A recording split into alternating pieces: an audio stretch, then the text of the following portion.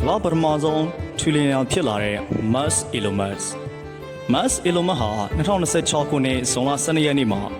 သူပိုင်ဆိုင်တဲ့ Space Stock Share တွေကိုဈေးကွက်တင်ပြီးတဲ့နောက်ကမ္ဘာပထမဆုံး American Dollar 1 trillion ပိုင်ရှင်ဖြစ်လာခဲ့ပါတယ်။တရားဝင်စည်းရင်းတွေရဆိုရင်သူ့ရဲ့အသက်တင်ပိုင်ဆိုင်မှုဟာဒေါ်လာ 1.1 trillion ထိရှိပြီးကမ္ဘာပေါ်ကဒုတိယအချမ်းသာဆုံးသူတွေရဲ့စုစုပေါင်းထက်ကိုပိုပြီးတော့များပါတယ်။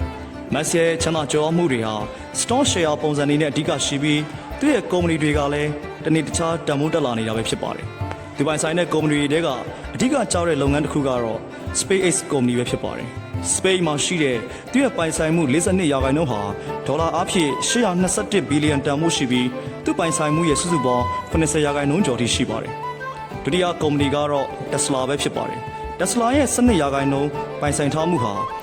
ဒေါ်လာ284ဘီလီယံခန့်ထိတန်ဖိုးကိုသူကျွယ်ဝချမ်းသာနေတာဖြစ်ပါတယ်။ခြားလုပ်ငန်းတွေဖြစ်တဲ့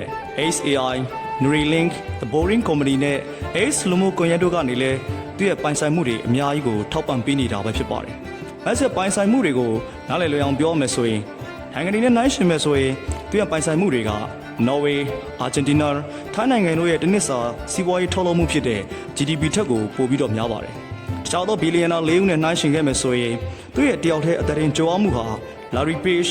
Sergey Brin, Jeff Bezos, Larry Ellison တို့ရဲ့၄ဦးပေါင်းထက်ကိုပိုပြီးတော့များပါတယ်။ဒါမှအိမ်တော်စုတစုအနေနဲ့နိုင်ရှင်ကြည့်ရင်အမေရိကန်တာမန်အိမ်တော်စုတစုအနေနဲ့ Musk လိုကြွားချမ်းသာဖို့အတွက်ဆိုရင်နှစ်ပေါင်း17တန်းလောက်ထိအလုပ်လုပ်ရမှာဖြစ်ပြီးသူ့ရဲ့ဝင်ငွေဟာတစ်စက္ကန့်ကိုဒေါ်လာ1000နီးပါးမြန်မာငွေအားဖြင့်ဆိုရင်340ခန်းလောက်နဲ့ကြီးများပါတယ်။ဒါပေမဲ့တည်ထားရမှာက Musk ရဲ့ပိုင်ဆိုင်မှုဟာ